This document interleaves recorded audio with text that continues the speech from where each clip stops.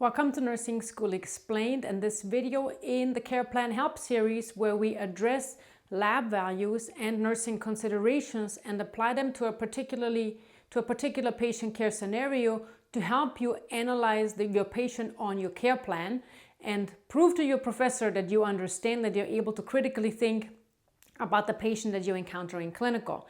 So today we're going to be looking at the lab value of CO2.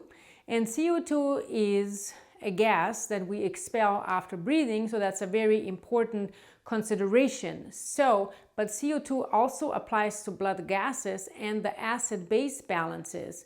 And really, CO2 is also an indicator of the bicarbonate level, or HCO3, that we otherwise can only assess in ABGs, but it's a general guideline.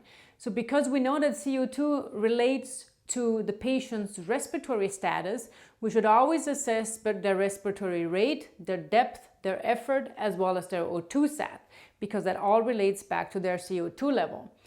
We also want to measure their I's and O's, because I's and O's hydration status has to do with the kidney function, and kidneys regulate the acid-base balance between the hydrogen ions and the bicarbonate that's being excreted, so we need to consider that. Certainly we need to consider kidney function because they act as that buffering agent that expels or absorbs more of the hydrogen ion or the bicarbonate. And then if available, we can also check the patient's arterial blood gases to see if there's an acidotic or alkalotic state that will then give us a better idea about the patient's CO2 level and what is going on specifically in terms of their blood gases. Now, if we look at a particular example here, that you might encounter in clinical. So 45-year-old female, status post-cholecystectomy, past medical history, diabetes, hyperlipidemia, and she's a smoker. So now if there was any imbalance in the CO2, so maybe now this patient is anxious because she has a lot of pain and she's hyperventilating. That certainly could throw that CO2 off balance, and so then we would want to calm her down, maybe give her a little bit of anti-anxiety medication, those kind of things. But if the patient was, for example, on pain medication, maybe on a PCA pump, as can be after surgery, maybe the patient is now hypoventilating.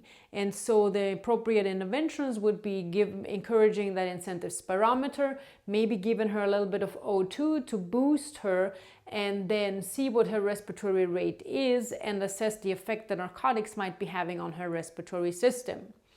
If we are looking at the I's and O's as related to kidney function, we certainly would want to check what kind of IV fluids is she getting, if any, and what is her hydration status in general. Is she taking in any oral fluids? Is she hydrated? Are her kidneys functioning properly? So to make sure that she is in a good acid-base balance. And like I said before, CO2 is kind of like a general value that you can assess for on a basic blood count, but more in-depth analysis would be helpful with an arterial blood gas, although that's not always indicated. It just depends on how the patient is doing, how is their breathing, and how does it relate to their blood gases. Is it even applicable to check those? So thanks so much for watching this video on lab test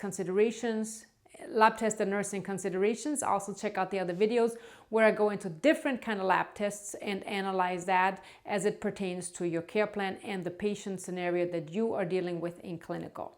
Thanks for watching. See you soon.